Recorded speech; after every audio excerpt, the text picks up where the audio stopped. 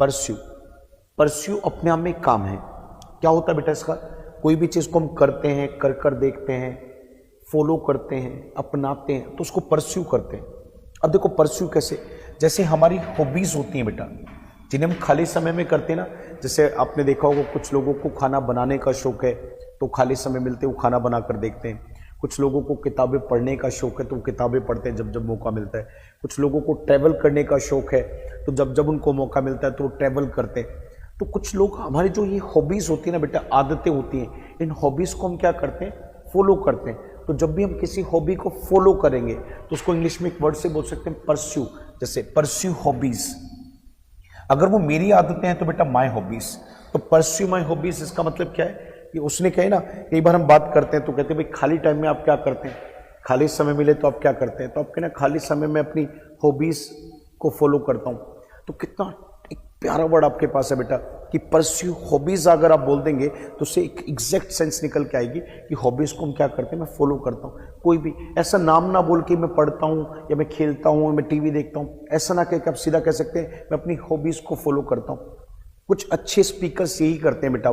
कुछ अच्छे स्पीकर्स क्या करते हैं, वो ऐसी बातों को बोलते हैं जिसमें एक सेंस होती है बेटा। जैसे परस्यू हॉबीज, अपनी आदतों को हम करते हैं। जब आगे देखिए, आप लोगों के ड्रीम्स हैं, आप लोगों के ड्रीम्स हैं, जैसे एक अच्छा ड्रीम आप लोगों का इंग्लिश को बोलना सीखना।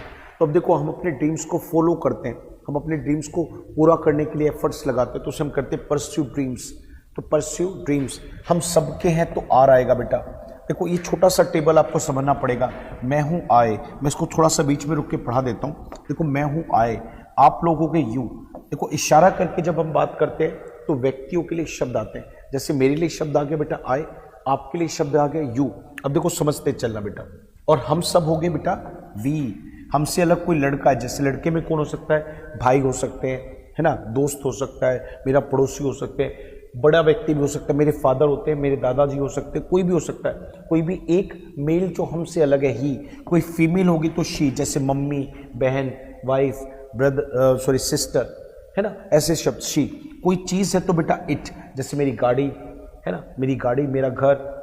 तो कोई चीज है तो जैसे मेरी घड़ी, मेरी शर्ट, इट हो गया। और ज्यादा लोग हैं, ज्यादा लोग हैं, तो ज्यादा होने पर हमने क्या लगा दिया? दे। जैसे देखो अब जो भारी जितने भी लोग हैं वो सब क्या हो गए? दे हो गए। अब कई बार क्या होता है कि हम, है ना, इन लोगों का संबंध दिखाते हैं।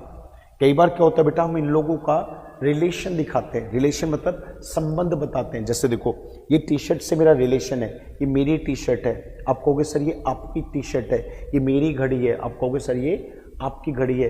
ये हमारा बैच है।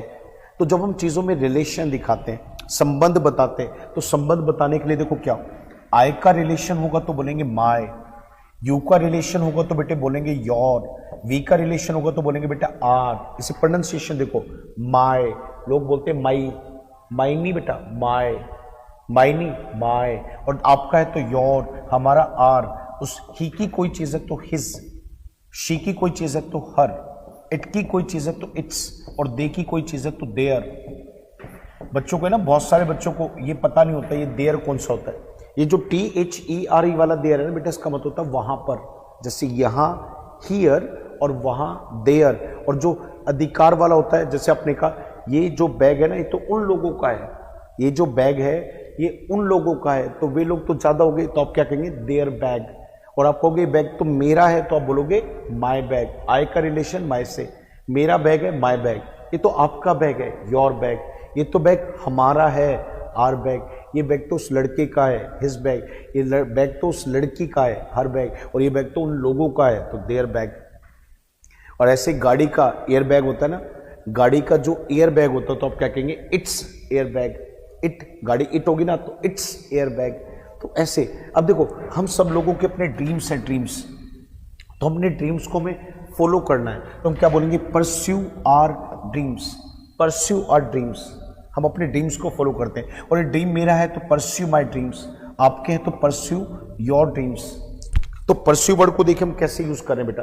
परस्यू से हम एक तो क्या दिखा रहे हैं, परस्यू से क्या दिखा रहे हैं?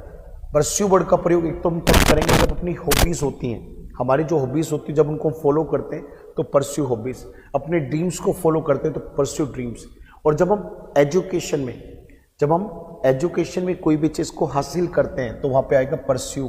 जैसे कोई लोग बीए कर रहे हैं, कुछ बीकॉम कर रहे हैं, कोई 12th कर रहा है, कोई ग्रेजुएशन कर रहा है, तो ये सब पढ़ाई में है। ये सब पढ़ाई की चीज़ें, और पढ़ाई की चीज़ों को जब हम अचीव करने की कोशिश करते हैं तो उनको हम परस्यू बोलते हैं। जैसे pursue BA, pursue MA, pursue 12th। ये चीज़ें पता लगानी है आप लोगों को। एक वर्ड से हम कितने काम ले सकते हैं। जैसे एक और छोटा सा एग्जाम्पल दिखाता हूँ बेटा। अब मैं आप लोगों से पूछूं, चलो जल्दी से एक रिकैप दो। मैं हॉबीज़ जो है, मेरी आदतें जो हॉबीज़ हैं, मैं उनको फॉलो करता हूँ। कैसे बोलूँ? खाली टाइम में नहीं, पूरा सेंटेंस नहीं, मुझे वर्ड बताओ, कैसे बताऊँ, कौन सा शब्द है?